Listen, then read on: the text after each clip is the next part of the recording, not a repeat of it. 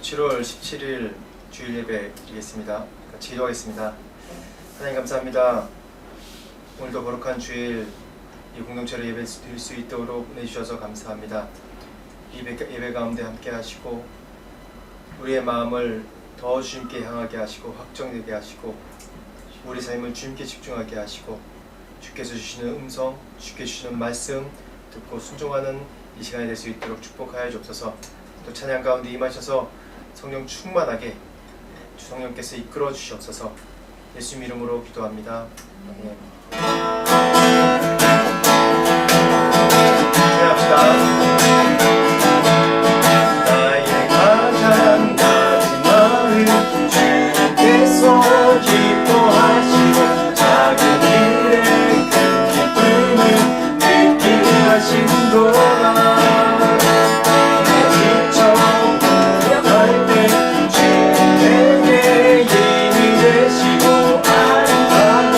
아름다운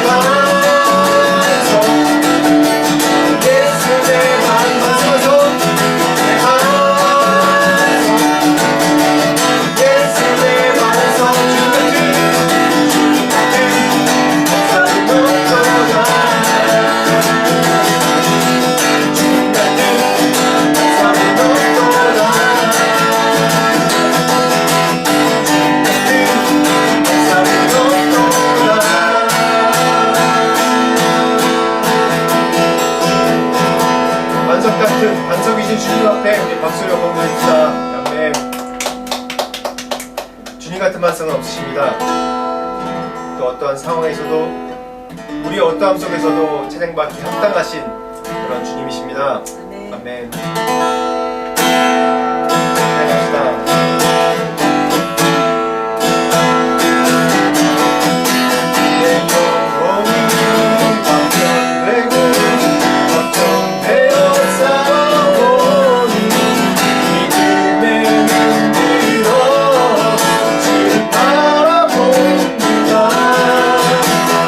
영원히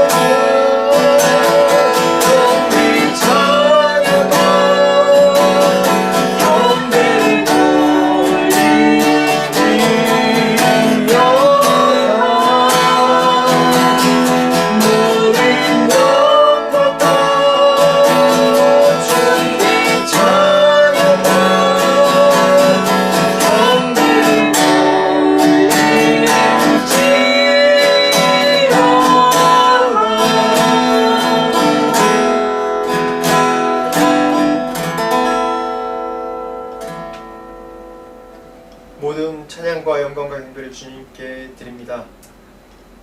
우리가 어떠한 모습이든지 어떠한 상황이든지 간에 하나님은 여전히 찬양받기 합당하신 분이시고 존귀와 영광을 받기 합당하신 주님이십니다. 그 이름 앞에 영광 드리고 그 거룩함 앞에 경배합니다. 이 예배를, 이 찬양을, 우리의 고백을 받아 주시옵소서. 감사드리고 예수 그리스도의 이름으로 기도합니다. 아멘. 오늘 말씀 제목은 트렌디한 삶이란 무엇인가 라는 제목으로 말씀을 나누겠습니다.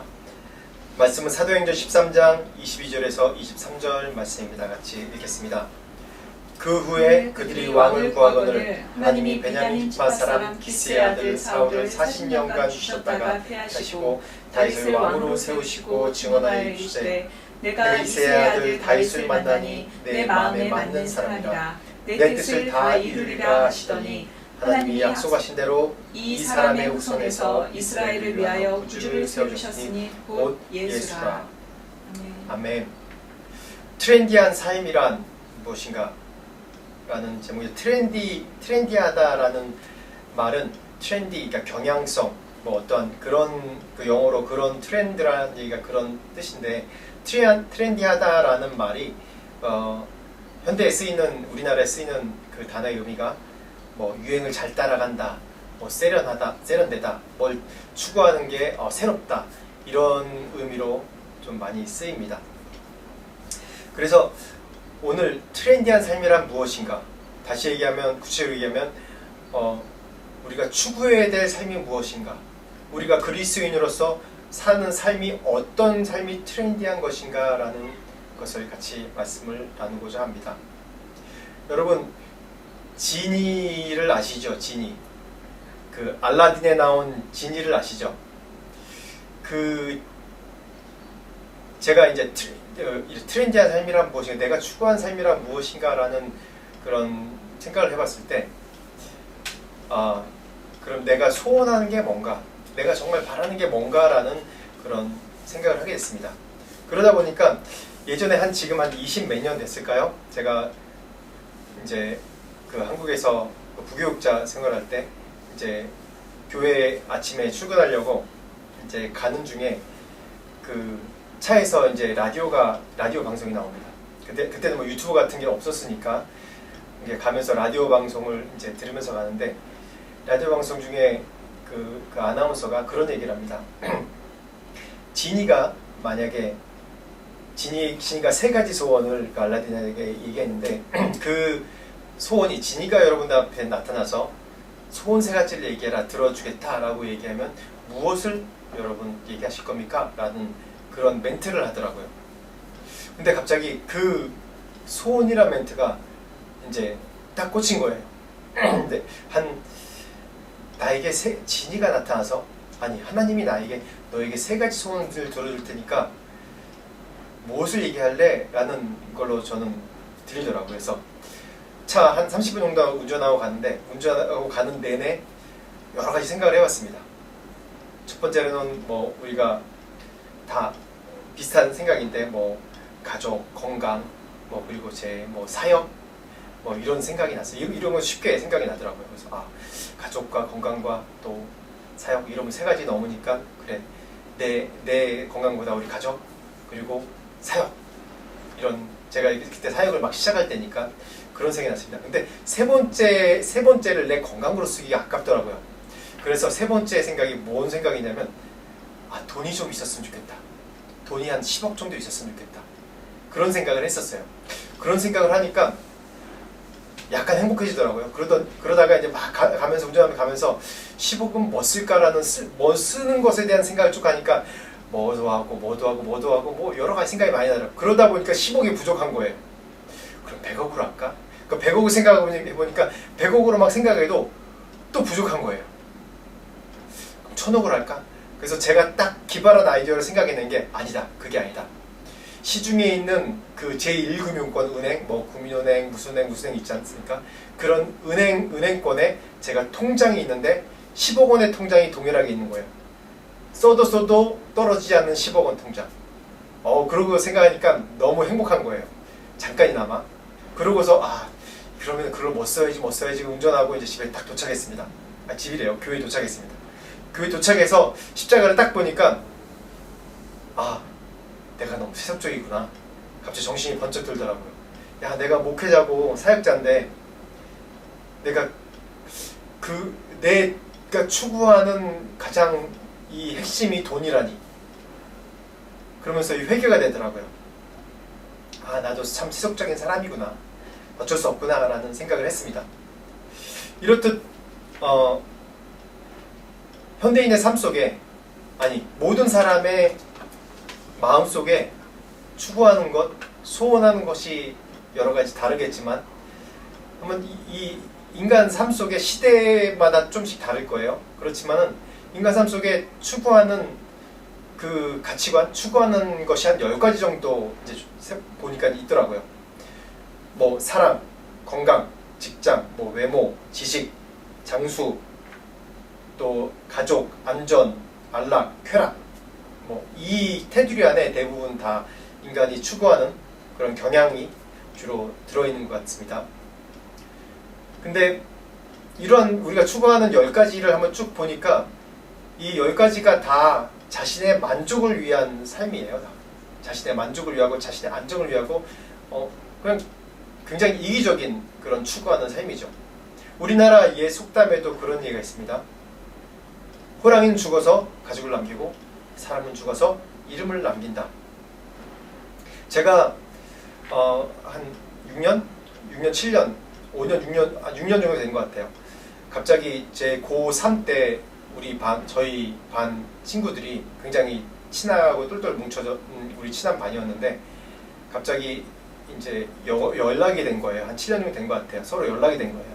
그래서 한 반 인원수가 그때 한 50명 정도 된 걸로 기억하는데 한 10몇 명 정도가 이제 뭉치게 된 겁니다. 그래서 오랜만에 그때 카톡으로 서로 이제 안부를 묻고 또 그러고 있다가 한번 이제 제가 한국 갔을 때 한번 만나게 됐습니다.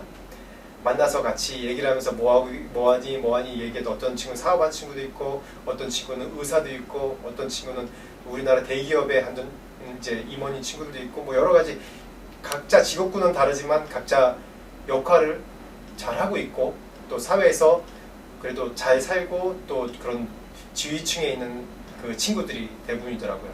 그런 친구들이니까 또 이제 나이가 들어서 이렇게 자유롭게 만날 생각이 들겠죠. 근데 그 중에서 아무튼 뭐 재정적으로 얘기하면 제가 제일 가난한 사람이죠. 그러면서 자유롭게 뭐 얘기하면서 친구들이 다 그렇게 얘기를 하는 거예요. 저한테. 야, 네가 그래도 우리 중에서 제일 낫다. 그래서 왜 그러냐? 너희들 부자고 다 사회 지위층인데 얼마나 좋지 않냐? 그러니까 그 친구들이 너는 네가 원하는 삶을 살지 않냐? 그렇게 얘기하더라고요. 그래서 그 얘기에 좀 충격받았어요. 그쵸. 저는 제가 원하는 삶을 살고 있죠. 제가 하나님 사역자로 헌신했고 사역자의 삶을 계속 살고 있고 물론 뭐 재정적으로나 물질적으로 쉽진 않지만 그래도 계속 내가 가장 가치 있게 생각하는 것을 추구하는 삶을 살고 있는 거예요. 근데 제 친구들 얘기를 들어보니까 자기가 추구하는 삶이 아니었던 거예요. 그냥 생존을 위해서 어찌어찌 하다 보니까 생존을 위해서 계속 자기가 위치랑 자기가 돈이 있고 그런 게 중요한 게 아니라 자기가 거기에 매여서 살고 있다고 다 얘기를 하더라고요. 하나님이 지금 여러분에게 와서 네가 가장 원하는 것이 뭐냐라고 말하면 여러분 뭐라고 말씀하시겠습니까? 다 뭐라고 말씀하시겠어요? 각자 여러분 얘기하는 게 다르겠죠. 근데 오늘 제가 말씀을 나누고자 하는 것은 뭐냐면 하나님이 우리에게 가장 원하는 삶이 어떤 삶이냐? 우리 주제 말씀 가운데도 나와 있지만 하나님 마음에 맞는 사람, 하나님 마음에 합한 삶을 가치를 추구하는 게 그게 하나님께서 가장 우리에게 원하는 삶입니다. 그게 우리 크리스찬이 가장 크리스찬으로서 트렌디하게 사는 삶이에요. 시대를 막론하고. 그래서 오늘 말씀 가운데 보면 하나님 마음에 맞는 사람, 그 개역개정에는 하나님 마음에 맞는 사람이라고 나오는데 개역 한글, 요 전 버전은 하나님 마음에 합한 사람이라고 나옵니다. 거기에 보면 헬라어에 하나님 마음에 합한 사람이라고, 합하다고 얘기할 때 카타라는 그런 동사를 쓰는데, 그 단어의 뜻은 뭐 아래, 또 수익적인 관계에서 그런 것들을 얘기할 수 있고, 또 수평적인 관계에서 누가 무엇을 따라서 향하다, 뭐 대하다, 그런 뜻이에요. 다시 얘기하면 뜻을 따라서, 뜻을 쫓아서, 그래서 하나님 마음에 합하다고 이렇게 원어에서는 그렇게 얘기합니다. 즉 다시 얘기하면, 영어로 얘기하면 the man after own heart이라고 얘기해요.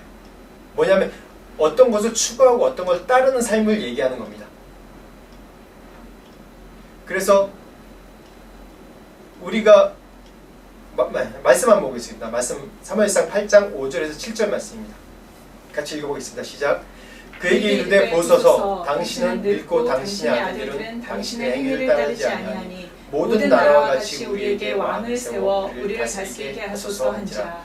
우리에게 왕을 주어 우리를 다스리게 하라 했을 때 사무엘이 그것을 기뻐하지 아니하여 여호와께 기도하매 여호와께서 사무엘에게 이르시되 백성이 내게 한 말을 다 들으라. 이는 그들이 너를 버림이 아니요 나를 버려 자기들의 왕이 되지 못하게 함이니라. 말씀으로서 말씀을 푸는 것이 가장 이제 우리들에게 맞는 설교라고 저는 생각하기 때문에 계속 말씀을 여러분들에게 말씀을 통해서 제가 이걸 해석하지만 여러분들이 하나님 음성을 듣기를 원합니다. 오늘 이 말씀 가운데 이스라엘 백성이 그 출애굽한 후에 가나안에 정착하면서 어떤 삶을 살았는지 좀 간단하게 좀 살펴보고 싶습니다. 이스라엘 백성이 애굽에 있을 때 노예의 삶이 살았었고, 또 출애굽했을 때 하나님의 큰 기적을 보면서 하나님이 살아계신 하나님을 보았었고, 언약을 맺었었고, 선택된 백성이라고 다시 한번 확인해주고 언약해주고, 하나님께 나오는 방법, 소통하는 방법, 그런 모든 것을 성막을 통해서, 장막을 통해서, 또 제사법을 통해서, 절기를 통해서 쭉 말씀해 주셨습니다. 이제는 하나님의 백성으로 40년 동안 계속해서 광야에서 훈련 받았어요. 그래서 어떠한 삶을 추구해야 되고 이스라엘 백성이 어떤 방향으로 살아야 되는지에 대해서 광야에서 충분하게 훈련을 했습니다. 그 다음 세대가 가나안에 들어갔죠. 가나안에 들어간 삶부터가 참 중요한데, 그 삶이 왜 중요하냐면 가나안 들어가기 전에 하나님이 여호수아를 통해서 모세를 통해서 계속 말씀하셨어요. 그 땅 백성들의 영향을 받지 마라. 그 땅 백성들을 따르지 마라 라고 얘기했어요. 40년 동안 너희에게 가르쳐준 방법대로 나에게 예배를 드리고 나에게 나오고 절기를 지키면서 나를 만나라 라고 얘기하셨어요. 그렇게 예배를 세워가라 라고 말씀하셨습니다. 그게 바로 내가 너에게 말하는 하나님의 나라고 너희가 나 따라야 될 바라라고 얘기를 했습니다. 근데 이스라엘 백성들이 가나안에 정착하면서 이 사사시대를 거쳐가면서 그들이 추구하는 것이 이 가나안 나라의 영향을 많이 받았어요.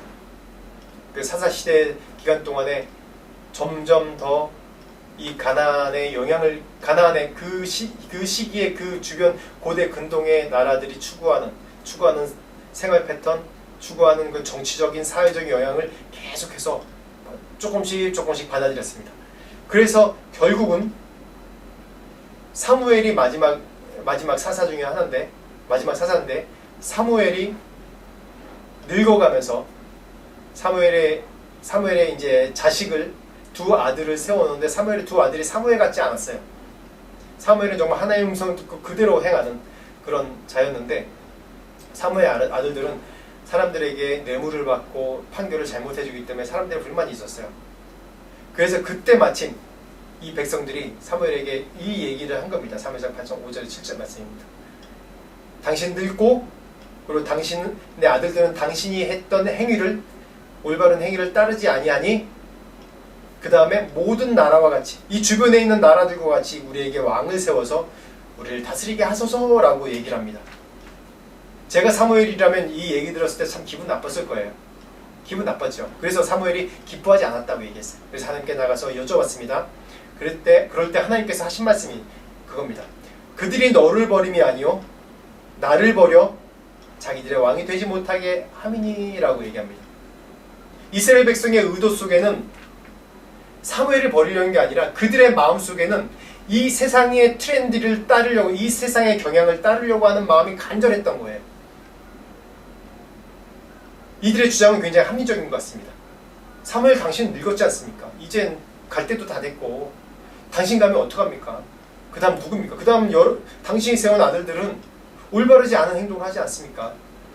그렇기 때문에 우리에게 여러 옆의 나라들과 같이 왕을 세워주십시오 라고 얘기합니다. 굉장히 합리적이에요. 세상의 트렌드를 따르게 하는 것은 굉장히 합리적입니다. 인본주의 굉장히 합리적입니다. 맞죠? 인본주의 굉장히 좋은, 왜냐면 하나님도 우리를 위해 예수를 십자가에 못 박혀 돌아가셨듯이 우리가 중요한 거예요. 하나님을 통해서 보는 인간은 맞는 것인데, 인간이 인간을 위하고 인간이 인간을 보는 그런 인본주의는 맞지 않는 거예요. 맞지 않는 거예요. 굉장히 합리적인 것 같은데 맞지 않는 거예요. 어저께 뉴스 보니까 한국에서 코어 축제라고 그 동성애 차별에 대해서 금지하는 것에 대해서 축제가 있었어요. 동성애 찬성하고 그런 거. 거기에 맞서서 이제 막 반대하는 시위로 기독교에서 우리 하는 걸 봤습니다. 이게 인본주의인 거예요. 세상의 트렌드를 따라가는 게 인본주의로 흘릴 수밖에 없어요. 세상에 인본주의가 인간이 만든 것 중에서 완벽한 게 없습니까? 아무것도 없죠. 바로 이스라엘 백성들이 그걸 사무엘에게 요구를 하는 겁니다. 우리가 추구하는 게 맞습니다. 이 주변 왕국들이 추구하는 게 맞습니다. 세상 사람들이 추구하는 게 합리적이잖아요. 우리에게 왕을 주십시오 라고 얘기하는 그런 분위기입니다. 그 다음 말씀 보면 이제 말씀 읽어보겠습니다. 사무엘상 16장 6절에서 7절 말씀입니다. 시작. 지금은 왕의 나라가 길지 못할 것이라 여호와께서 왕에게 명령하신 바를 왕이 지키지 아니하였으므로 여호와께서 그의 마음에 맞는 사람을 구하여 여호와께서 그를 그의 백성의 지도자로 삼으셨느니라 하고, 사무엘 13장 14절이고 그 다음 말씀. 그들이 오매 사무엘이 엘리압을 보고 마음에 이르기를 여호와의 기름 부으실 자가 과연 주님 앞에 있도다 하였더니 여호와께서 사무엘에게 이르시되 그의 용모와 키를 보지 말라. 내가 이미 그를 버렸노라. 내가 보는 것은 사람과 같지 아니하니 사람은 외모를 보거니와 나 여호와는 중실을 보노니라 하시더라. 네. 하나님은 이스라엘 요구를 들으셨습니다. 그래서 사울을 왕으로 삼아주셨죠.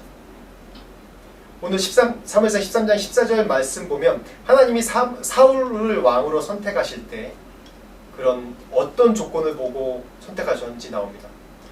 그의 마음에 맞는 사람, 하나님의 마음에 맞는 사람. 다시 얘기해서 하나님 마음에 합한 사람을 선택하셨어요. 사울. 그렇지만 어떻게 했습니까? 사울이 불순종함으로 하나님을 버렸고, 그 불순종은 왜 그렇습니까? 왜 불순종했죠? 사람들을 두려워하고 사람들의 민심을 따르고 추구하는 것이 사람들이었어요. 하나님이 아니었습니다. 그렇기 때문에 과감히 하나님께서 말씀하신 그런 율법과 하나님 말씀하신 것이 있는데 그걸 무시하고 사람들을 두려워해서 사람들의 경향을 따른 겁니다.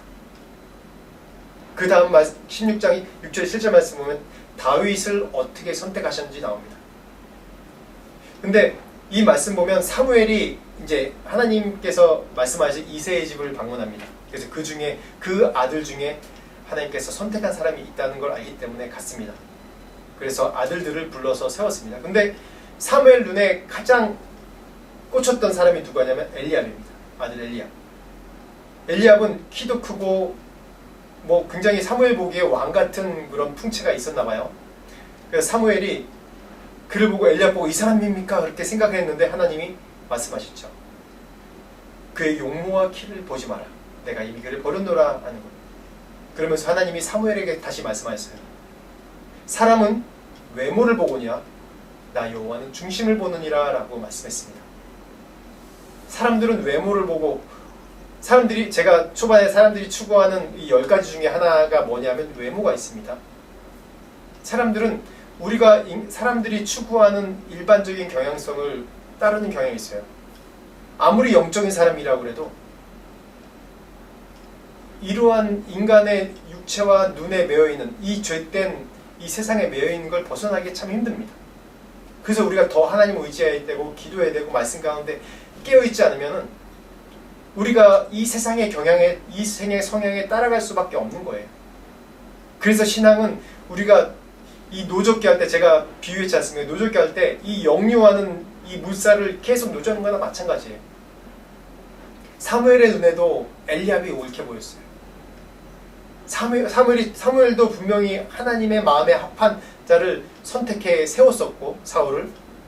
근데 불순종함으로 하나님께 버려서 다시 사람을 세우는데, 하나님께서 원하시는 사람이 누군지 분명히 그 하나님만 합한 자라는 걸 아는데도 사울의 눈에 엘리압이 보였던 거예요. 이게 인간의 연약함입니다. 어쩔 수 없이. 그렇지만 하나님은 중심을 보시는 하나님입니다. 하나님 마음에 합한 자를 보시는 하나님이십니다. 누가복음 24장 20절부터 25절 말씀 한번 보겠습니다. 같이 읽어보겠습니다. 시작. 빌라도는 예수를 놓고자 하여 다시 그들에게 말하되 그들은 소리질러 이르되 그를 십자가에 못 박게 하소서, 십자가에 못 박게 하소서 하는지라. 빌라도가 세 번째 말하되 이 사람이 무슨 악한 일을 하였느냐? 나는 그에게서 죽일 죄를 찾지 못하였나니 때려서 놓으리라 하니 그들이 큰 소리로 재촉하여 십자가에 못 박기를 구하니 그들의 소리가 이긴지라. 이에 빌라도가 그들이 구하는 대로 하기를 언도하고 그들이 요구하는 자 곧 밀란과 살인으로 말미암아 옥에 갇힌 자를 놓아주고 예수는 넘겨주어 그들의 뜻대로 하게 하니라. 네. 이 빌라도 같은 경우 보면 정말 사람들의 그 민심을 잘 파악하고 민심대로 결정한 사람이었어요. 이 성경 말씀에 보면 예수 그리스도를 십자가에 못 박은 가장 중요한 역할을 한 사람 중에 하나였지만은, 인간의 관점, 그때 당시 이 왕의 관점으로 보면, 지도자의 관점으로 보면 지도자는 민심을 봐야 되지 않습니까? 사람들을 봐야 되지 않습니까? 빌라도가 분명히 예수님이 죄 없는 거 알았어요. 분명히 죄 없는 것도 알았고, 부인이 밤에 꿈속에서 자기가 이 사람 때문에 정말 괴로웠습니다. 이 사람을 절대 십자가에 넘겨주지 마십시오라고 얘기하는 그 얘기를 들었는데도 불구하고 빌라도는 어때요? 민심을 따랐죠. 민심을 따랐습니다. 지도자로서 참 올바른 행동이에요. 근데 어떻습니까? 이 사람은 예수님이 하나님의 아들이라는 증거를 봤었던 사람입니다. 그래서 두려워했어요. 근데 이 사람은 하나님의 음성을, 하나님의 마음을 따르지 아니하고 어떻게 했습니까? 사람들의 그 민심 뒤에 숨어서 자기 결정을 합리화한 사람이었죠. 하나님의 마음에 합한 사람이 뭡니까? 그래서 빌라도는 사람의 의견을 따랐기 때문에 예수 그리스도의 십자가에 못 박는 그런 큰 죄악을 범했던 사람이 되었습니다. 그래서 이것이 정말 하나님 마음에 합한 사람, 하나님 마음에 합한 사람인지 아닌지가 우리가 믿는 사람한테 정말 중요한 거예요. 내가 교회를 다니지만은 내가 이 세상의 경향을 따르는지, 이 세상의 트렌드를 따르는지, 내가 아니면 이 말씀 가운데 변하지 않는 이 진리를 따르는지, 그게 정말 중요합니다. 잘못하면 예수님 십자가에 못 박아버릴 수 있어요. 잘못하면 영영 예수님을 떠나고 이 교회를 떠나 공동체를 떠나고 영영 신앙을 저버릴 수가 있습니다. 사울처럼 멸망할 수도 있는 것입니다. 그렇지만 하나님 마음에 합한 자란 무엇인가? 누구인가? 오늘 다윗의 예로 나왔습니다. 성경 말씀에 하나님 마음에 합한 자 그러면 다윗의, 오늘 사도행전 읽었듯이 다윗이 나옵니다. 말씀 읽어보겠습니다. 시작. 이새가 그의 아들 일곱을 다 사무엘 앞으로 지나가게 하나 사무엘이 이새에게 이르되 여호와께서 이들을 택하지 아니하셨느니라 하고, 또 사무엘이 이새에게 이르되 내 아들들이 다 여기 있느냐? 이새가 이르되 아직 막내가 남았는데 그는 양을 지키나이다. 사무엘이 이새에게 이르되 사람을 보내어 그를 데려오라. 그가 여기 오기까지는 우리가 식사 자리에 앉지 아니하겠노라. 아멘. 다윗이 하나님을 믿고 또 하나님께서 믿고 신뢰하는 사람이었습니다. 다윗이 하나님 마음에 합한 사람이었죠. 그 합한 사람이었다는 게 다윗이 어떠한 공로를 세우고 또 큰 죄악을 범해서 회개하고 자신의 치부를 드러내면서 하나님께 영광 돌리고 그랬기 때문에 하나님의 마음에 합한 사람이었습니까? 아닙니다. 그 전에 이미 하나님 마음에 합한 사람이어서 하나님께서 이 다윗을 선택하셨습니다. 그 이유가 그 조건이 뭐였냐면 다윗이 하나님 만나기 전 하나님께서 선택받기 전에 어떤 사람이었습니까? 목동이었어요. 이새가 사무엘이 이새 집에 찾아왔습니다. 그래서 아들들을 다 불러내죠. 근데 그 중에 하나님께서 선택한 사람이 없는 거예요. 그래서 사무엘이 이게 다냐라고 물으면서 이 막내가 밖에 있다고 얘기했죠. 막내가 밖에서 양을 지킨다고 했어요. 그래서 데려오라고 얘기합니다. 이 상황을 볼 때 다윗이 집안에서 어떤 위치였고 다윗이 어떤 마음으로 자신의 일을 감당했는지 우리가 볼 수 있습니다. 좀 부정적으로 얘기하면 이 상황, 요것만 놓고 다윗의 상황을 정확하게 우리가 단정적으로 얘기할 수 없죠. 우리가 유추해 볼 수 있는 것은 다윗은 가족 중에서 막내였고 또 어떻게 보면 소외되고 무시당하는 그런 위치였습니다. 왜냐하면 이 가족의 모든 모임 중에 이 정말 중요한 모임 아닙니까? 이 대선지자 사무엘이 이 이새의 집에 방문했는데 모든 아들들이 다 나와서 얼굴도장이라도 한번 찍어야 됐는데 다윗은 양을 지키는 그런 일을 하고 있었어요. 무시당한 거죠. 아들이었지 않습니까? 이때 당시에도 그 아들이 굉장히 중요한 사회이기 때문에 이 아들들을 다 이 대선지자에게 보이는 것이 정말 중요한 일이었는데 그 막내 아들은 양을 보고 있었어요. 또 좋게 긍정적으로 얘기하면 뭐 다윗이 선한 마음으로 형들 다 들어가십시오. 내가 양을 보겠습니다. 그렇게 했을 수도 있죠. 근데 이 두 가지 성향을 살펴봐도 다윗은 어떤 사람이었냐면 이 마음의 근본이 굉장히 충성된 사람이었어요. 굉장히 충성된 사람이었어요. 그렇기 때문에 이 사무엘을 만나는 것보다 아버지의 양을 지키는 게 양을 지키고 있었죠. 또 사무엘상 17장 34절에 35절 보면 제가 읽겠습니다. 다윗이 사울에게 말하되 주의 종이 아버지의 양을 지킬 때 사자나 곰이 와서 양떼에서 새끼를 물어가면 내가 따라가서 그것을 치고 그 입에서 새끼를 건져내고 그것이 얼마나 나를 해하고자 하면 내가 그 수염을 잡고 그를 쳐죽였나이다. 다윗이 얼마나 충성된 사람이었냐면 아버지의 재산을 자기 걸로 생각하고 자기의 목숨까지 걸어서 충성되게 섬기는 사람이었어요. 굉장히 충성된 사람이었어요. 오늘 말씀 가운데 보면 아버지의 양을 만약에 이 사자나 곰이나 이 맹수가 와서 양의 새끼를 물어가면 어떻게 한다고 그랬죠? 따라가서 그것을 치고 그 입에서 새끼를 건져냈다고 그랬어요. 이게 어떤 무협 영화나 뭐 무슨 정말 뭐 SF 영화를 보는 것이 아닙니다. 영화를 보는 게 아니에요. 실제 이런 일입니다. 곰이나 사자를 사람이 상대할 수 있습니까? 상대를 못하죠.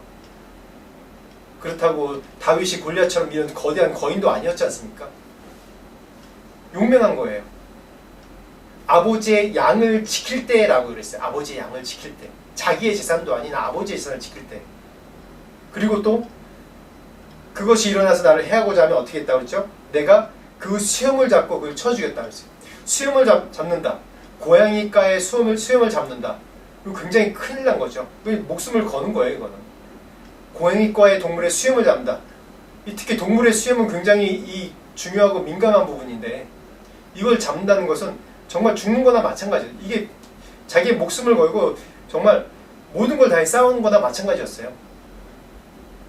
자기의 목숨을 다 내놓을 정도로 그렇게 충성되게 아버지께서 맡겨주신 임무를 섬겼던 거예요. 내 재산이다 너 재산이라가 아니라 자기의 이때 맡겨진 사명을 자기의 목숨을 걸고 감당했던 사람입니다.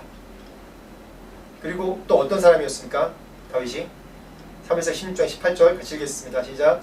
소년 중 한 사람이 대답하여 이르되 내가 베들레헴 사람 이새의 아들을 본즉 숨을 탈 줄 알고 용기와 무용과 구변이 있는 준수한 자라 여호와께서 그와 함께 계시더이다 하더라. 다윗은 또한 예배자였습니다. 다윗이 수금을 탈 줄 알고 또 여호와께서 그와 함께 계시다. 다윗이 수금을 탈 때 어떤 일이 일어났습니까? 사울에게 있는 악신이 떠나갔다고 얘기했어요. 그래서 사울의 마음이 편안해졌다고 했어요. 다윗이 또 시편 보면 굉장히 뛰어난 예배자 아닙니까? 예배의 영성을 갖춘 자 아닙니까? 그것을 찬양으로 만들어 찬양하고 수금을 타는 사람이었어요. 예배자였어요. 하나님께 나가는 예배자. 그만큼 영성을 갖춘 사람이에요. 영성과 함께 역량도 갖춘 사람이었죠. 충성된 사람이었고 또 하나님을 예배하는 사람이었습니다. 이 여기까지는 우리가 다 일반적으로 아는 내용입니다. 책에도 많이 나오고 그렇기 때문에 이런 조건 때문에 하나님 마음에 합한 사람이었다 라고 얘기할 수 있습니다. 근데 더 중요한 것이 있죠. 사울도 하나님 마음에 합한 사람이었습니다. 사울이 불순종해서 배신했지만은 사울도 하나님 마음에 합한 사람이었기 때문에 그 순수함 때문에 하나님께서 왕으로 세우셨어요. 근데 사울은 어떻게 됐습니까? 하나님 마음에 합한 사람이었기 때문에 하나님께 세우셨지만 결국 멸망한 사람이 됐죠. 근데 다윗은 어떻습니까? 하나님 마음에 합한 사람으로 세워서 계속해서 그 하나님 마음에 합한 사람으로 지금까지 기억되고 성경의 말씀에 나오는 사람이 되었어요. 그 비결은 무엇인가? 그 비결은 무엇입니까? 어떻게 해서 하나님 마음에 합한 사람이 되었습니까? 사람도 사람끼리도 서로 마음에 100% 합한 사람이 없어요. 지금 정말 젊었을 때부터 지금까지, 어렸을 때부터 지금까지 내 마음에 가장 합한 사람으로 여태까지 살고 있다. 그런 사람이 많지 않죠. 저는 그런 사람이 없습니다. 어렸을 때부터 지금까지 여태까지 내 마음에 합한 친구, 합했다라는 그런 사람이 없어요, 사실. 제가 마태복음 6장 33절 말씀 보겠습니다. 시작. 그런즉 너희는 먼저 그의 나라와 그의 의를 구하라. 그리하면 이 모든 것을 너희에게 더하시리라. 이 말씀이 핵심입니다. 그의 나라와 그의 의를 구하는 것. 다윗에게 주신 사명. 이 말씀 우리에게 주신 사명이기도 합니다. 우리에게 주신 사명이 무엇입니까? 그의 나라와 의를 구하는 것입니다. 다윗에게 주신 사명이 무엇입니까? 사무엘상 7장 38절에 40절 보면 우리가 유추해 볼 수 있어요. 읽어보겠습니다. 이에 사울이 자기 군복을 다윗에게 입히고 노투구를 그의 머리에 씌우고 또 그에게 갑옷을 입히매 다윗이 칼을 군복 위에 차고는 익숙하지 못하므로 시험적으로 걸어보다가 사울에게 말하되 익숙하지 못하니 이것을 입고 가지 못하겠나이다 하고 곧 벗고 손에 막대기를 가지고 시내에서 매끄러운 돌 닷을 골라서 자기 목자의 제구 곧 주머니에 넣고 손에 물매를 가지고 블레 사람에게로 나아가니라. 다윗에게 이 사울이 다윗에게 군복을 입힙니다. 노투구를 또 씌우고 그래서 이제 보통 군사처럼 그렇게 하고 나가게 하려고 합니다. 그렇지만 다윗은 그렇게 하지 않았죠. 이걸 다 버리고 자기가 하나님 앞에 충성되게 했을 때 했던 방법으로 했어요. 그 하나님 나라와 그 의를 생각해야 되는 건데 다윗은 하나님께 사명을 받은 사람이었어요. 이때 당시에 기름 부음 받은 다음에 이 장이 나옵니다. 다윗이 기름 부음을 받고 자신에게 주신 사명이 무엇인지를 알았습니다. 다윗에게 주신 사명은 무엇입니까? 그 하나님 나라입니다. 하나님께 선택하신 이스라엘입니다. 이 열방 가운데 하나님께서 택한 이 나라를 통해서 하나님의 나라를 세우시고 하나님 나라가 이 온 세계 가운데 돌아오게 하게끔 하는 그런 사명이 있는 나라가 바로 이스라엘입니다. 그런 나라에 하나님께서 다윗을 기름 부으셔서 세우셨습니다. 그 사명이 있었어요. 그랬을 때 어떻게 나갔습니까? 정말 다시 한번 합리적으로 생각해 보면 골리앗을 싸우러 나갈 때 어떻게 되냐면 정말 이 노트북을 입고 아니면 화살이라도 들고 나가야 되는데 다윗은 그렇게 하지 않았어요. 일반적인 경향을 따르지 않았어요.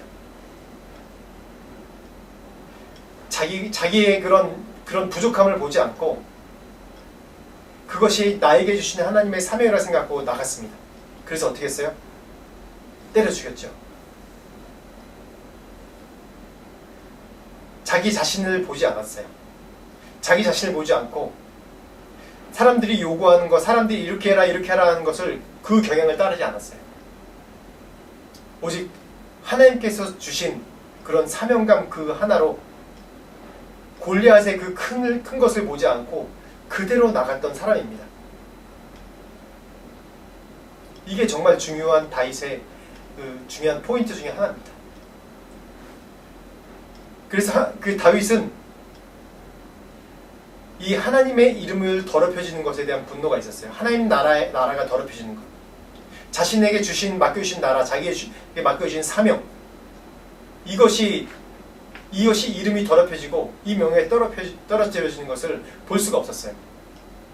그런 사명감이 있기 때문에, 자기 사명감, 자기의 부르심이 뭔지 알았기 때문에 다윗은 이렇게 박차고 나갈 수 있었던 겁니다.